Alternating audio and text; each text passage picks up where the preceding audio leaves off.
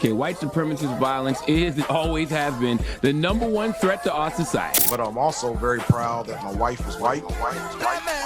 The Breakfast Club, bitches. All right, Charlamagne, please tell me, why was I your donkey of the day? You know, donkey of the day for Wednesday, September 1st goes to Texas Senator Ted Cruz. Listen, man, America isn't real. I'm convinced we are all in a scripted dramedy. I say it often, but I really believe the same creator, the same God who gave us the Wayans brothers, Neil Brennan, Dave Chappelle, Aaron Magruder, Kenya Barris, all of these individuals who have given us, you know, great satire and comedy over the years. These men I mentioned are made in the image and likeness of our creator. Think about that. If God made those individuals, then God has some of those same attributes. And right now, hell, at least since the rise of social media, America is an absolute spoof. This is all satire. It's all comedy. This can't be real life, okay? It's just not because there's a complete lack of consistency from everybody, right? It's got to be more than that. I mean, when I'm in therapy, I talk about being too in my head. I talk about being hypersensitive. I talk about being too self-aware. Like, for the longest time, I've always been in my head, beating myself up about something, okay? I know that we as humans are all walking contradictions, but I don't think it's a contradiction if you simply change your mind. You're allowed to do that, right? Muhammad Ali said, the man who views the world at 50 as he did at 20 has wasted 30 years of his life. And he's 100% right, which is why in this cancel culture era we live in, it makes zero, sense when you go back in the day and pull stuff up. You show me a 50-year-old who didn't say or do something wild in their 20s, early 30s, especially here in America, the home of shock value. But what Muhammad Ali was saying was there are natural changes in viewpoint and individual experiences during decades of growth, and maturity. All right? Period. Which brings me to Ted Cruz. See, Ted Cruz got into a bit of a digital kerfuffle yesterday because he decided to comment on a video from CNN where CNN reporter Clarissa Ward was reporting on a family from Texas who had been going to the airport for 2 weeks to try to get out of Afghanistan, and they were abandoned. Can we hear that report courtesy of CNN, please? How crushing do you think this moment is for the, let's say, 250 Americans and so many others, thousands of Afghans who were still desperate to try to get out? I think it's absolutely crushing. Of course, Wolf. I spoke earlier on in the day with a family of 4 from Houston, Texas.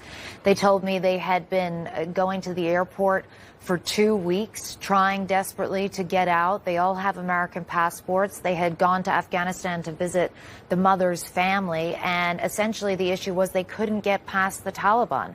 They were in touch with the U.S. military. The military was trying to facilitate their departure. Horrible.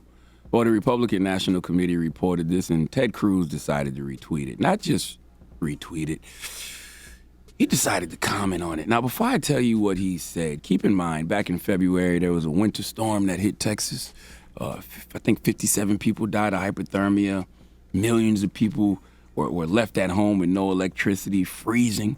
At the height of the crisis, I think they said like 4.5 million Texas homes and businesses were without power. Well, Ted Cruz, when millions of his constituents were without power, freezing, dying, he decided to take his family and fly to Cancun. Do we remember this? Let's go to CBS News for the report. Republican Senator Ted Cruz of Texas is back in the U.S. after facing criticism for flying to Mexico while his state battles a brutal winter storm. These photos went viral, showing Senator Cruz and his family at an airport Wednesday. You can see him in this video at an airport in Cancun earlier today. Now, sources tell CBS News he was originally scheduled to return Saturday, but changed his reservation this morning. That's in contrast to a statement the senator released Thursday, where he said he was, quote, wanting to be a good dad and flew down with his daughters, who he says asked for the trip since school was canceled. He also said he was in constant communication with state and local leaders. Now, context is very important in this situation because you have to know that backstory to know why Ted Cruz is getting donkey of the day. You have to know that back in February, Ted Cruz abandoned the state of Texas. So remember what I said about reserving the right to change your mind? Yes, but you have to acknowledge that you changed your mind and why. And you probably shouldn't critique anyone who's been in the same boat as you, but consistency doesn't matter in America in 2021 because none of this is real. It's all satire. It's a spoof, because only in a spoof would Ted Cruz tweet the report from CNN about the family from Texas trying to get out of Afghanistan and say, and I quote, "This is horrifying and wrong. America doesn't leave Americans behind." Let me repeat that. Ted Cruz retweeted the report from CNN about the family from Texas trying to get out of Afghanistan, and Ted Cruz retweeted the report from CNN and said, "This is horrifying and wrong. America doesn't leave Americans behind." Ted, Teddy, Theodore, in fact, Raphael Edward Cruz, if you don't shut the F up forever. Now, I'm not the highest grade of weed in the dispensary because I needed a calculator to calculate how long ago February was. Okay, it was about 6 months and some change ago. Okay, Muhammad Ali said the man who views the world the same way at 50 as he did at 20 has wasted 30 years of his life. He's simply speaking to the natural changes in viewpoint and individual experiences during, decades of growth. Okay, key word, decades. All right, years, not months, especially 6 months and some change. The last person who should speak on elected officials abandoning Americans is an elected official who abandoned Americans.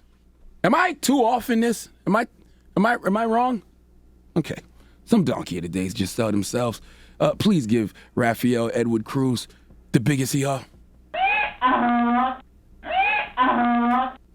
All right. God, it was just 6 months ago. Right. Just sit this one out, Ted. All right. All right. Come on. Donkey of the Day is brought to you by the law office of Michael S. Lamonsoff. Don't be a donkey. Dial pound 250 on your cell and say the bull if you've been hurt in a construction accident. That's pound 250 from your cell and say the bull.